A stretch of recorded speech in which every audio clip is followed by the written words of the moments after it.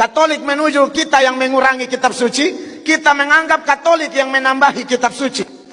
Kita percaya kanonisasi pertama, 39 Perjanjian Lama, 27 Perjanjian Baru. Deuterokanonika artinya kanonisasi kedua. Kita tidak terima yang kedua. Kenapa? Kenapa tidak terima?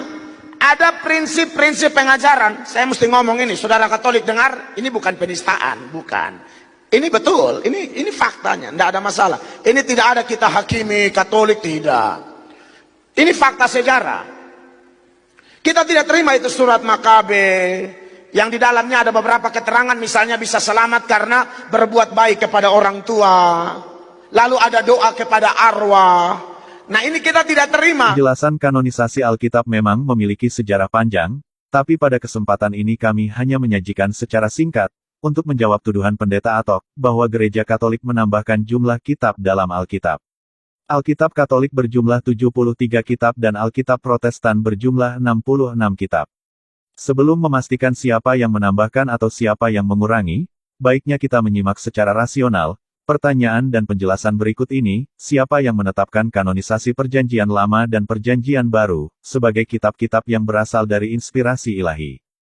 Kita tahu bahwa Alkitab tidak jatuh dari langit, jadi dari mana kita tahu bahwa kita bisa percaya kepada setiap kitab-kitab tersebut?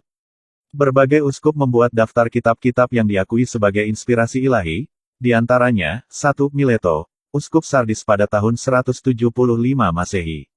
2. Santo Irenaeus, Uskup Lyons, Perancis pada tahun 185 Masehi. 3. Eusebius, Uskup Kaisarea pada tahun 325 Masehi. Pada tahun 382 Masehi, didahului oleh Konsili Roma, Paus Damasus menulis dekrit yang menulis daftar kitab-kitab Perjanjian Lama dan Perjanjian Baru yang terdiri dari 73 kitab.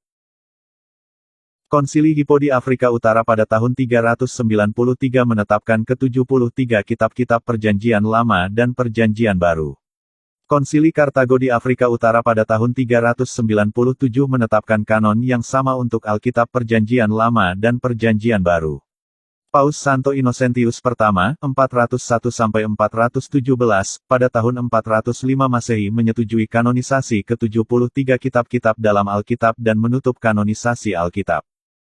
Jadi kanonisasi Alkitab secara resmi diputuskan di abad keempat oleh konsili-konsili Gereja Katolik dan para paus. Sebelum kanon Alkitab ditetapkan, ada banyak perdebatan.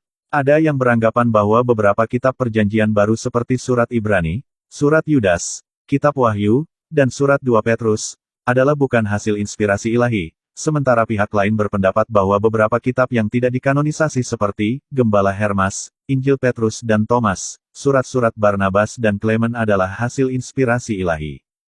Keputusan resmi Gereja Katolik menyelesaikan hal di atas sampai 1100 tahun kemudian. Hingga zaman Reformasi Protestan, tidak ada lagi perdebatan kitab-kitab dalam Alkitab.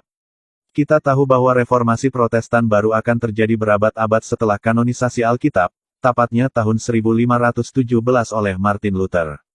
Melihat sejarah, Gereja Katolik menggunakan otoritasnya untuk menentukan kitab-kitab yang mana yang termasuk dalam Alkitab dan memastikan bahwa segala yang tertulis dalam Alkitab adalah hasil inspirasi ilahi. Jika bukan karena Gereja Katolik, maka umat Kristen tidak akan dapat mengetahui kebenaran. Dengan penjelasan singkat ini diharapkan umat Katolik tidak terpengaruh dengan pernyataan sesat Pendeta Mel Atok bahwa Protestan menuduh Katolik menambah kitab. Justru sebaliknya Protestan melalui Martin Luther mengurangi beberapa kitab dalam Alkitab. Telah jelas bahwa penetapan kanon kitab suci dibuat oleh Gereja Katolik sebelum munculnya Protestan. Jadi pernyataan Pendeta Atok benar-benar sesat dan tidak logis. Salam damai sejahtera bagi Sobat Katolikku hebat.